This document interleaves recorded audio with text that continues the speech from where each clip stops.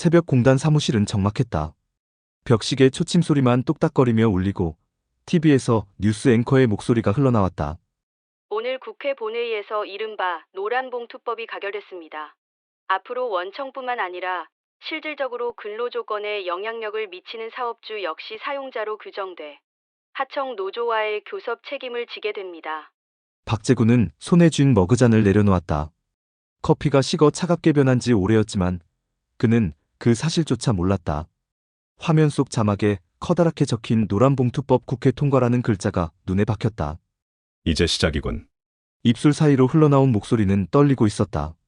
그는 30년 동안 자동차 부품 협력업체를 이끌어왔다. 직원들만 120명.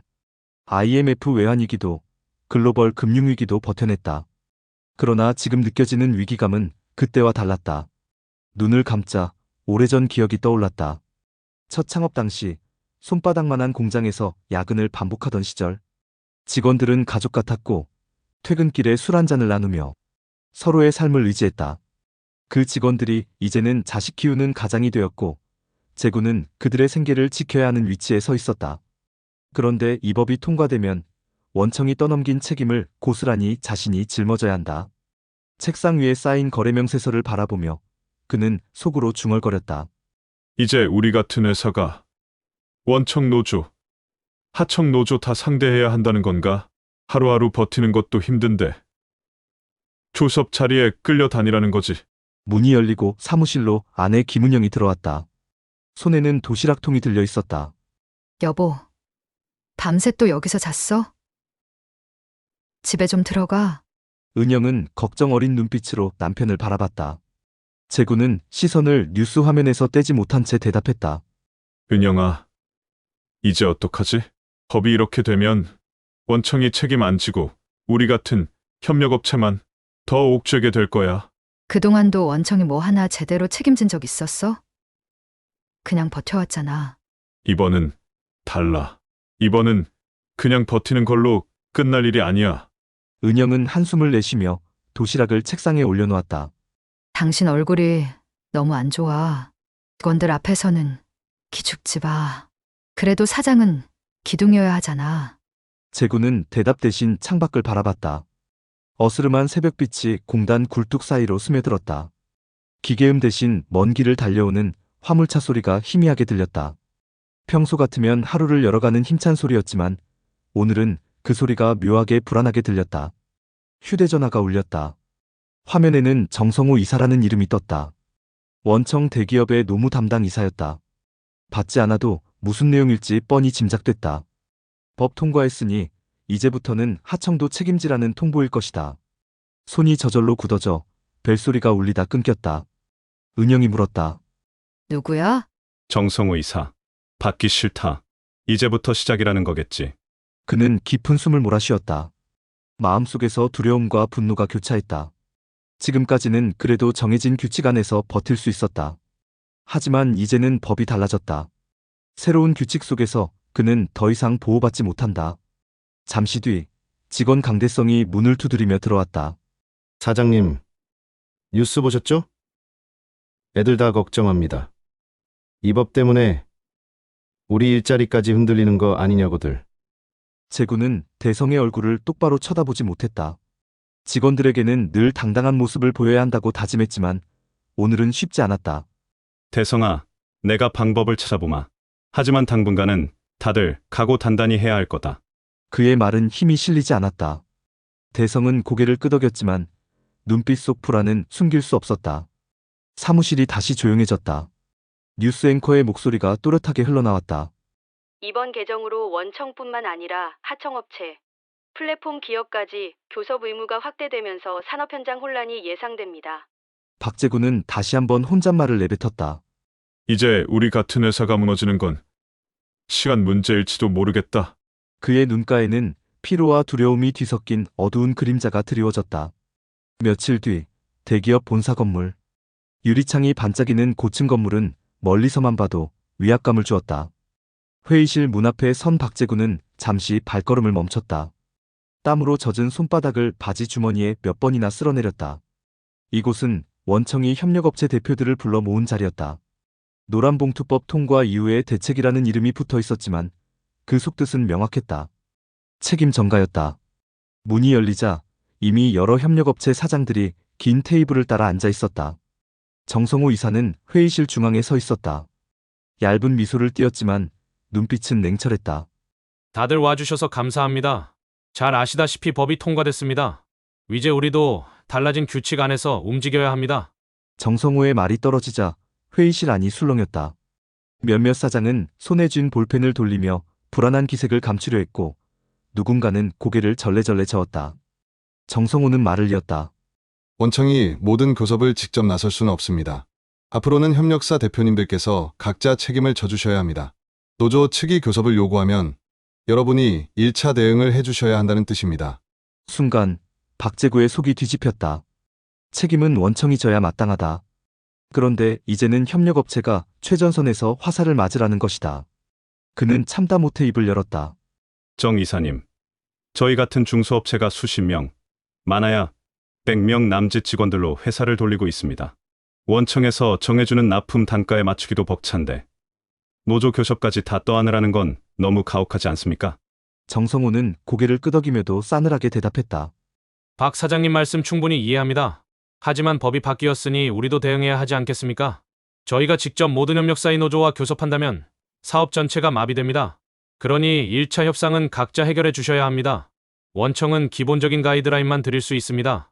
뒤편에서 다른 사장 하나가 손을 들며 물었다. 정 이사님, 그러면 원청은 아무 책임도 안 지는 겁니까? 결국 우리 같은 하청만 욕바지가 되는 거 아닙니까? 정성호의 미소가 더 짙어졌다. 책임을 안 지는 게 아닙니다. 저희는 원청으로서 큰 틀의 방향을 제시합니다. 하지만 현장 문제는 여러분 몫입니다. 그렇게 해야 효율적이지 않겠습니까? 회의실 공기는 무겁게 가라앉았다. 몇몇은 고개를 숙이고 아무 말도 하지 않았다. 박재구는 심장이 쿵쿵 뛰는 걸 느꼈다. 이대로라면 모든 부담이 자신들에게 쏠릴 게 뻔했다. 그는 다시 한번 목소리를 냈다. 정 이사님, 직원들이 벌써 불안해하고 있습니다. 저희 같은 중소기업이 교섭 상대가 되면 결국 원청에서 정한 단가와 조건에 묶여 아무것도 해줄 수 없습니다. 직원들은 저를 원망할 겁니다. 그러다 보면 파업은 더 거세지고 저희 회사는 버틸 수 없을 겁니다. 순간 정성호의 표정이 차갑게 굳었다. 박 사장님, 너무 감정적으로만 보시지 마십시오. 법은 현실입니다. 그 현실을 받아들이는 것도 경영자의 능력 아닙니까? 버틸 수 없다면 글쎄요, 다른 선택을 고려해야 할지도 모르겠습니다. 그 말은 협박처럼 들렸다. 거래 중단 혹은 배제. 박재구는 속으로 욕이 치밀었지만 꾹 참았다. 직원들의 얼굴이 떠올랐다. 이 자리에서 목소리를 높이면 돌아가는 건 회사와 직원들의 밥줄이었다. 회의가 끝난 뒤 사장들은 하나둘 무거운 표정으로 회의실을 나섰다. 복도 끝 창문으로 쏟아지는 햇빛이 눈부셨지만 누구도 그 빛을 바라보지 않았다. 박재구는 혼잣말을 중얼거렸다.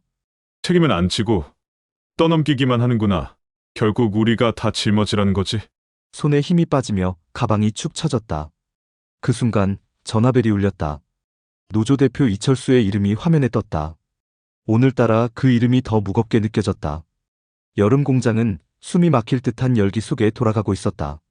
용접 불꽃이 튀고 쇳소리가 요란하게 울렸지만 현장 분위기는 차갑게 얼어 있었다. 점심시간이 다가오자 작업자들이 하나둘 모여들었다. 작은 웅성거림은 곧 큰 목소리로 바뀌었다. 사장님은 뭐 하는 겁니까? 원청은 교섭에도 안 나오고 우린 계속 이렇게 일하라는 겁니까? 법이 바뀌었다는데 왜 아직도 아무것도 달라지지 않습니까? 박재구가 현장에 들어서자 순간 공기가 묘하게 갈라졌다. 수십 개의 눈빛이 그를 향했다. 그 중엔 땀에 젖은 얼굴, 분노로 굳은 얼굴, 그리고 불안에 떨리는 얼굴도 있었다. 그때 노조 대표 이철수가 앞으로 나섰다. 사장님, 직원들 다 들었습니다. 원청은 또 교섭 안 한다는 거 맞습니까? 박재구는 잠시 말이 막혔다. 속은 타들어가는데 무슨 말을 해도 양쪽의 불만만 키울 뿐이라는 걸 알고 있었다. 원청 입장은 변함이 없어. 교섭은 협력사 차원에서 해결하라는 거다. 순간 웅성거림이 터졌다. 어떤 이는 고개를 절레절레 흔들었고 또 어떤 이는 주먹을 움켜쥐었다. 이철수의 목소리가 거칠어졌다. 결국 우리만 당하라는 얘기군요. 임금은 동결, 안전장비도 그대로, 휴일 근무도 그대로, 그러면서 책임은 다 우리한테 지우는 겁니까? 박재구는 애써 목소리를 낮추려 했다. 철수야, 내가 네 심정 모른다고 생각하지 마라. 나도 중간에 끼인 처지라고. 원청이 가격을 쥐고 있는데 내가 뭘 더 할 수 있겠나. 뒤에서 한 직원이 외쳤다. 사장님도 결국 원청 편입니까? 우리만 계속 희생하라는 거잖아요. 그 순간 박재구의 가슴이 철렁 내려앉았다. 그는 손을 들어 잠시 진정시켜보려 했지만 직원들의 얼굴에서 더 이상 믿음은 찾아볼 수 없었다. 자신을 지켜보는 눈빛 속에서 박재구는 뼈저리게 느꼈다. 원청은 교섭을 피하고 노조는 자신을 밀어붙이고 결국 어느 쪽도 자신을 지켜주지 않는다는 현실을. 회의실로 돌아오는 길, 그의 발걸음은 무겁게 질질 끌렸다. 공장의 소음이 귀에 들어오지 않았다. 머릿속에는 같은 말만 맴돌았다. 나는 방패막이에 불과하다. 누군가를 대신해 맞아야 하는 그뿐이다. 책상에 앉자 그는 손으로 얼굴을 감쌌다. 이대로 가면 파업은 시간 문제였다. 원청은 언제든 거래를 끊을 수 있고 직원들은 등을 돌리고 있었다. 어느 쪽에도 기댈 수 없는 현실 앞에서 박재구는 깊은 절망감에 빠져들었다. 무거운 공기 속에서 박재구는 원청 담당 정성호, 노조 대표 이철수와 마주 앉아 있었다. 작은 회의실 안은 숨이 막히도록 조용했다. 먼저 이철수가 단도직입적으로 말을 꺼냈다. 정 이사님, 이제는 법도 바뀌었습니다. 더 이상 빠질 수 없다는 건 다 아시잖아요. 원청이 교섭에 직접 나오셔야 합니다. 정성호는 미소를 지었지만 눈빛은 싸늘했다. 이철수 씨, 법이 바뀌었다고 해서 원청이 모든 걸 떠안는다는 건 아닙니다. 각 협력사가 책임질 부분은 스스로 해결해야죠. 이철수는 목소리를 높였다. 우린 협력사가 아니라 원청의 지휘를 받는 사람들이에요. 납품 단가, 작업 일정, 근무 방식까지 원청이 결정하지 않습니까? 책임을 피하려는 건 말이 안 됩니다. 정성호의 시선이 박재구 쪽으로 향했다. 박 사장님, 제가 말씀드린 대로 이해하시죠? 원청이 직접 나서면 산업 전체가 흔들립니다. 그러니 여기 문제는 협력사 내부에서 정리해 주셔야 합니다. 순간 회의실의 시선이 모두 박재구에게 쏠렸다. 심장이 쿵 내려앉는 소리가 들리는 듯했다. 그는 두 손을 맞잡으며 간신히 입을 열었다. 정 이사님 말씀도 이철수 대표 말도 다 일리가 있습니다. 하지만 현실은 저 같은 중소기업이 감당하기에는 너무 무겁습니다. 이철수는 책상을 손바닥으로 내리쳤다. 그래서 뭡니까? 계속 방패막이로 버티시겠다는 겁니까? 그동안 우리가 얼마나 희생했는지 아십니까? 정성호는 고개를 저으며 한숨을 내쉬었다. 박 사장님, 괜한 기대는 접으시는 게 좋습니다. 원청은 법적 책임이 없어요. 협력사가 알아서 정리하지 않으면 거래 자체를 재검토할 수밖에 없습니다. 그 말에 박재구는 숨이 막혔다. 협력사 계약이 끊기면 공장은 문을 닫아야 한다. 수십 명의 직원과 그 가족들의 생계가 한순간에 무너진다. 그러나 노조 대표 이철수의 눈빛은 매섭게 번뜩였다. 사장님, 이제 선택하셔야 합니다. 우리와 함께 원청의 목소리를 낼 겁니까? 아니면 끝까지 눈치만 보다가 같이 무너질 겁니까? 정성호는 조용히 웃으며 곁눈질을 보냈다. 잘 판단하세요, 박 사장님. 원청을 적으로 돌리면 협력사는 살아남기 어렵습니다. 두 거인의 말이 교차하며 박재구는 의자에 앉아있지만 마치 어딘가에 눌려 지시겨지는 듯했다. 머릿속은 복잡했다. 원청을 향해 목소리를 내면 거래가 끊기고 노조의 요구를 거절하면 현장은 당장 멈춘다. 어느 길로도 답이 없었다. 회의가 끝나고 문을 나서는 순간 어깨는 돌덩이처럼 무거웠다. 복도 창문 너머로는 공장에서 모여 선 직원들의 그림자가 보였다. 그들의 눈빛이 자신을 향해 있다는 걸 생각하는 순간 온몸에 식은땀이 흘렀다. 나는 누구의 편도 될 수 없다. 그러나 누구도 내 편은 아니다. 그 씁쓸한 자각이 박재구의 발걸음을 더 무겁게 만들었다. 새벽 5시 공장은 고요했다. 기계는 멈췄고 사람들의 발걸음은 더 이상 들리지 않았다. 파업에 들어간 직원들이 모두 빠져나간 뒤였다. 공장 한쪽엔 미처 치우지 못한 현수막이 펄럭였다. 원청은 책임져라라는 문구가 바람에 흔들렸다. 박재구는 혼자 사무실에 앉아 있었다. 책상 위에는 원청에서 보낸 통보서가 놓여 있었다. 계약 재검토, 납품 차질, 책임 협력사 부담. 짧은 문장이었지만 그 의미는 잔인하게 명확했다. 전화벨이 울렸다. 아내 은영이었다. 여보, 오늘도 집에 못 들어오는 거야? 소연이도 걱정하고 있어. 박재구는 목소리를 내기 힘들었다. 은영아, 잠깐만. 지금은 말하기가 힘들어. 도대체 언제 끝나? 소연이 등록금도 내야 하고 집 대출도 남아있잖아. 박재구는 눈을 감았다. 말없이 수화기를 내려놓았다. 창밖을 바라보니 몇몇 직원들이 공장 앞에 모여 있었다. 담배 연기가 희미하게 피어오르고 그들 얼굴은 굳어 있었다. 한때 함께 웃으며 회식을 하던 사람들이었다. 그러나 이제 그들의 눈빛에는 원망이 가득했다. 문득 노조 대표 이철수의 말이 떠올랐다. 사장님, 결국 선택 못하면 우리 모두 끝장입니다. 그리고 원청 담당 정성우의 웃음 섞인 목소리도 스쳤다. 박 사장님, 원청은 움직이지 않습니다. 알아서 처리하세요. 그 사이에서 발버둥 쳤던 며칠이 주마등처럼 스쳐갔다. 결국 아무도 그의 말을 듣지 않았다. 원청도 노조도 심지어 가족조차 점점 멀어져 갔다.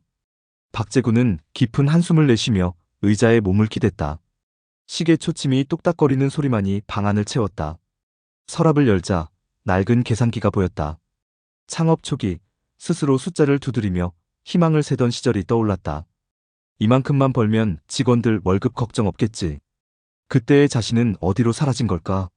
서류 뭉치 위에는 은행 대출 상환 독촉장이 놓여 있었다.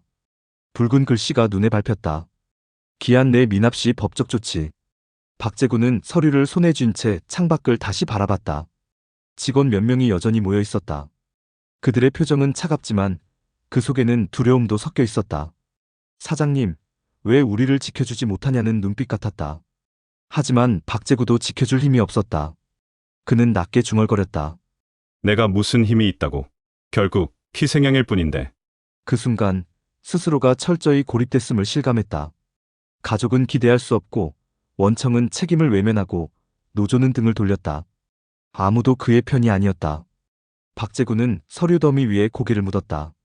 그리고 마치 오래된 기계가 멈추듯 그의 어깨가 서서히 무너져 내렸다. 공장은 다시 적막에 잠겼다. 바람에 흔들리는 현수막 소리만이 박재구가 남긴 마지막 현실을 증언하고 있었다.